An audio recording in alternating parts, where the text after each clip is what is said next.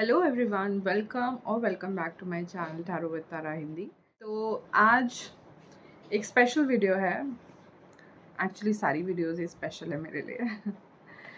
आज की वीडियो में मैं ये बात करना चाहती हूँ कि अगर आप, जैसे आपने थंबनेल पढ़ा होगा, अगर आप अपनी प्रॉब्लम्स के लिए खुद को ब्लेम कर रहे हो तो कॉन्ग्रेचुलेशंस। ठीक है, ऐसा क्यों लिखा है मैंने, क्या रीज़न है और क्या थॉट प्रोसेस है इस वीडियो को बनाने का, मैं आपको बताती हूँ। क्या है कि दुख रहते हैं लाइफ में, ये तो सच्चाई है जीवन की। बड़े बड़े महापुरुषों ने यही बताया है कि दुख है, एग्जिस्टेंस है। ठीक है, तो and we are humans, we are very logical also. तो हमें ये पता है कि कोई पर्टिकुलर चीज़ है, इट एग्जिस्ट, तो उसका कुछ रीज़न होगा।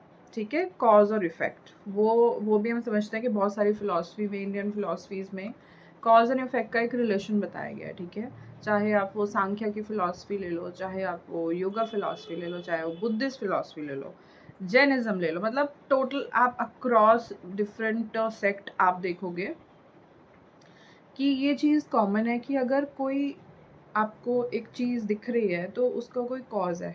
ठीक है, आपको ये प्रकृति दिख रही है तो इसका एक कॉज है। ठीक है, ये बात है। तो दुख है, ओके, दुख का भी हमको ये समझ आता है कि प्रॉब्लम है माई लाइफ में, तो उसका एक रीज़न है, there is a cause for this दुख। तो क्या होता है कि जो हमारी ईगो सेल्फ है, जो सोल कॉन्शियसनेस है, हमारी सोल सेल्फ है, उससे बहुत डिस्टेंट होती है, क्योंकि मटीरियलिज्म में बहुत ज़्यादा ईगो सेल्फ रहती है। सेल्फ सेटिस्फेक्शन, खुद को किसी तरीके से अपना जो फसाड हमने क्रिएट किया है उसको बचा के रखना चाहती है। और कुछ सेंस में ईगो अच्छी भी है, मतलब ego is not 100% wrong, not 100% bad या फिर ईवल। वो एक अलग केस है, वो क्यों है ईगो अच्छी वो भी बात करेंगे, बट ईगो अच्छी भी है और बुरी भी है। ठीक है, तो हमको जो बुरा वाला पार्ट है ना ईगो का, उसको समझना होगा कि ईगो है जो मैं, मेरा सेल्फ सेटिस्फेक्शन रहता है उसको, कि अपना सब कुछ ठीक होना चाहिए या अपने को नुकसान नहीं होना चाहिए। बहुत ही सेल्फिश होती है ईगो। तो वो ये कहती है कि मेरी लाइफ में प्रॉब्लम है तो वो उस पर्सन की वजह से है, ना कि मेरी वजह से। मेरी वाइफ की वजह से है, मेरे हस्बैंड की वजह से है, मेरी बच्चों की वजह से है, मेरे बॉस की वजह से है, मेरे जूनियर की वजह से है, मेरे कलीग की वजह से है। रोड पे एक्सीडेंट हो गया तो उसकी गलती थी, मैंने कुछ नहीं किया। तो ये ईगो है जो ये बात करती है। तो अगर हम अपनी प्रॉब्लम्स को, चाहे वो हमें दृश्य हैं अदृश्य हैं, अभी मतलब कई बार होता है दुख, ठीक है, एक्सीडेंट हुआ, ये एक प्रॉब्लम है, मैं दिख गई, बहुत ही विजुअली दिख गई कि एक्सीडेंट हो गया, चोट लग गई, ये हो गया। कई बार हम मेंटली भी प्रॉब्लम में रहते हैं। आप डिप्रेशन की बीमारी आजकल कितनी कॉमन है, राइट? एंग्जाइटी, डिप्रेशन, तो उसका ना कुछ कॉज नहीं दिखता, बट बंदा फिर भी परेशान रहता है। तो जब भी आपकी कोई भी किसी भी तरीके की परेशानी है, अगर आप ब्लेम कर रहे हो दूसरे को, तो मतलब अभी आप ईगो से ऑपरेट कर रहे हो। तो कांग्रेचुलेशंस उन लोग को इसलिए बोला गया है जो खुद को ब्लेम कर रहे हैं। उनको ये पता चल गया है कि एटलीस्ट वो अब हीलिंग की या फिर अपने स्पिरिचुअल जर्नी के सेकंड स्टेज पे तो पहुंच ही गए। एक स्टेज उन्होंने क्लियर कर लिया है जहाँ पे वो ईगो कॉन्शियसनेस से ऊपर उठ रहे हैं, वो वननेस की कॉन्शियसनेस को समझ रहे हैं और ये समझ रहे हैं कि कॉज कहीं ना कहीं मेरे अंदर ही है, बाहर नहीं है। ओके, तो ये एक बात थी। तो कंग्रेचुलेशंस फर्स्ट ऑफ ऑल उन लोगों को जिनको ये, वो समझते हैं कि मेरे लाइफ में अगर कोई भी प्रॉब्लम चल रही है उसमें चाहे 1%, बट मेरा भी कुछ ना कुछ रोल है, कुछ उसमें कंट्रीब्यूशन मेरा भी है। तो उन लोगों को बहुत बहुत कंग्रेचुलेशंस, आप सेकंड स्टेज पे पहुंच चुके हैं, एक प्रोग्रेस की स्टेज पे है आप। 90% जनता से थोड़ा सा अलग सोच रहे हो, 90% जनता से प्रोग्रेस में, और इसमें भी ईगो नहीं आनी चाहिए। अगेन ईगो नहीं आनी चाहिए, आप कुछ बेटर कर रहे हो। कुछ नहीं होता, करवाने वाला वैसे भी हम नहीं है, करवाने वाला ऊपर वाला है, करवाने वाला समय है, करवाने वाला है मेरे पूर्व कर्म है, हम कोई नहीं है।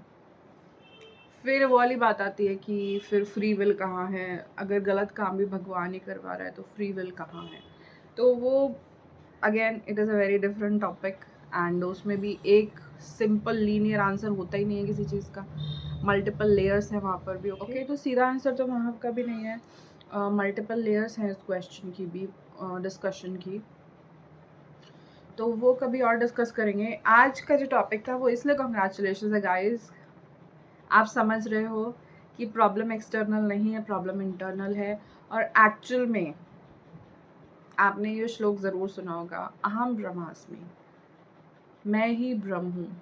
तो एक्चुअल में वन कॉन्शियसनेस जो है ना, आप उसकी तरफ कहीं ना कहीं उस रास्ते पर पड़ गए हो आप।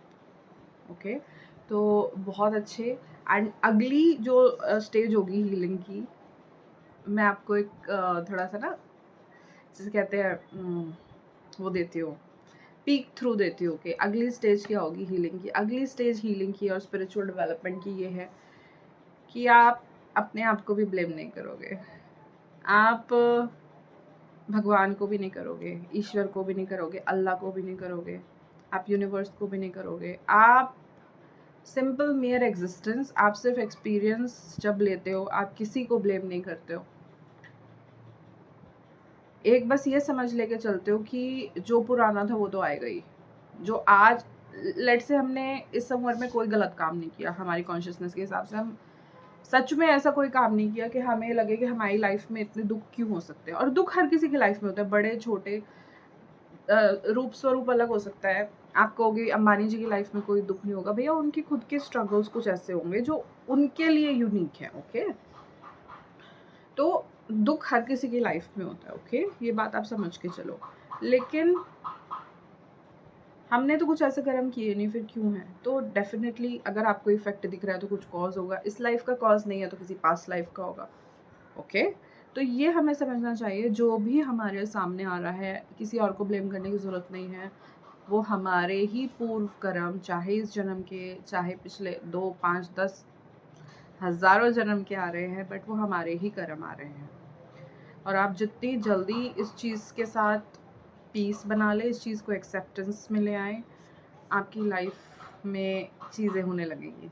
ठीक है, और इसका मतलब ये नहीं कि हम चाहते हैं कि हमारी लाइफ में कुछ बहुत ही अच्छा हो जाए। ठीक है, चाहना अच्छी बात है, अपना quality of life, peace of mind होना चाहिए, ये बहुत अच्छी बात है। लेकिन एक नथिंगनेस की स्टेट में आती है ये चीज़ें। जब हमें कुछ नहीं चाहिए होता है ना, तब भगवान हमें सब कुछ देता है, ईश्वर, अल्लाह, ऊपर वाला, यूनिवर्स सब देता है हमें।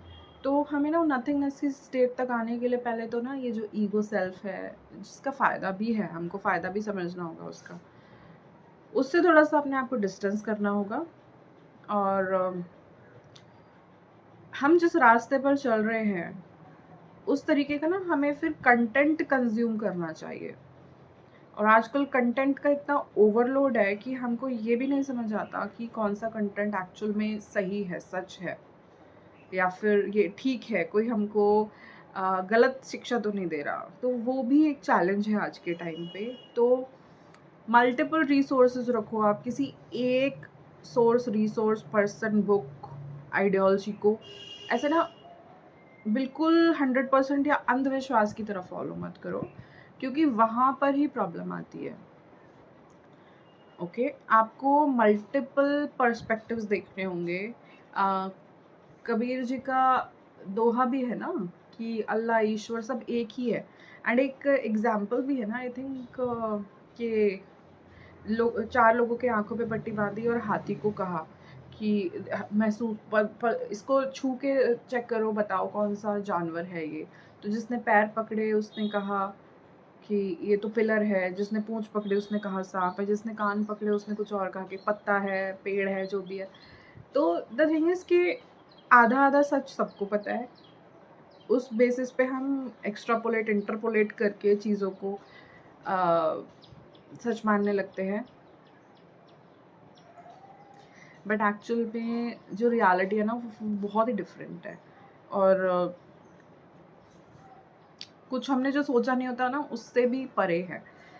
तो इसलिए मल्टीपल रिसोर्सेज, सोर्सेज और रेफरेंसेस को आप टाइम टू टाइम चेक करते रहें, अपनी स्पिरिचुअल जर्नी सही पाथ पे जा रही है कि नहीं जा रही है उसको देखने के लिए, अपना स्पिरिचुअल डेवलपमेंट आपका कैसा जा रहा है, आपकी लाइफ देखो स्पिरिचुअलिटी पे बंदा आ रहा है, स्पिरिचुअल डेवलपमेंट हो रहा है, चाहे वो हिंदुइज्म के रास्ते से आए, चाहे वो बुद्धिज़्म के रास्ते से आए, चाहे वो क्रिश्चियन रास्ते से आए, चाहे वो इस्लाम के रास्ते से आए, एक ही अल्टीमेट गोल होना चाहिए कि आपकी लाइफ में हैप्पीनेस रहनी चाहिए, खुशी रहनी चाहिए, लोगों के प्रति रिस्पेक्ट रहना चाहिए, एक peaceful and happy and joyous existence रहनी चाहिए, रास्ता कोई भी हो। ओके, तो इसी नोट पर आज की वीडियो एंड करती हूँ। एंड कंग्रेचुलेशंस गाइस, जो लोग सेकंड स्टेज या फिर एक डेवलप्ड स्टेज पे पहुँच गए स्पिरिचुअलिटी के, और गॉड ब्लेस यू, भगवान जी आपको आगे का भी रास्ता दिखाए। और ये मान लेना, अगर आपके लाइफ में एक के बाद प्रॉब्लम्स बढ़ गई ना, अगर आप स्पिरिचुअलिटी के रास्ते में आ रहे हो, आपको लग रहा है कि यार मुझे तो चीज़ें समझ आने लगी, I have decoded the matrix, तो आपको ये समझ जाओ कि प्रॉब्लम्स बढ़ेंगी, सिचुएशंस और डिफ़िकल्ट होंगी, sometimes very difficult, saying from personal experience, and but still फिर भी आप ना एक लाइफ का जो जॉयफुल टच है वो रखते हो, तो ही मतलब आप स्पिरिचुअलिटी में आगे बढ़ रहे हो, और उसको अपने डे टू डे चीज़ों में, डे टू डे लाइफ में अगर आप इनकॉर्पोरेट कर रहे हो, वो एसेंस अपने बर्ताव में, बिहेवियर में ला रहे हो, अपने बोल चाल में, हाव भाव में ला रहे हो, तो वो है ultimate goal. Okay, and all the very best, I hope and wish कि आपको जल्दी ही और डेवलपमेंटल माइलस्टोन अपने स्पिरिचुअल जर्नी में देखने को मिले, ठीक है।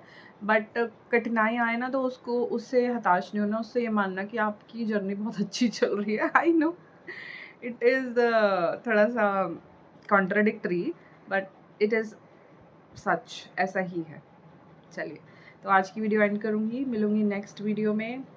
टैरो रीडिंग्स भी लाने की अगले हफ्ते कोशिश है, एंड उसी के लिए मैं कुछ प्लानिंग्स भी कर रही हूँ, टॉपिक्स डिसाइड कर रही हूँ, टैरो कार्ड्स भी मैंने ऑर्डर करे हैं, ओरेकल्स ऑर्डर करे हैं नई रीडिंग्स के लिए।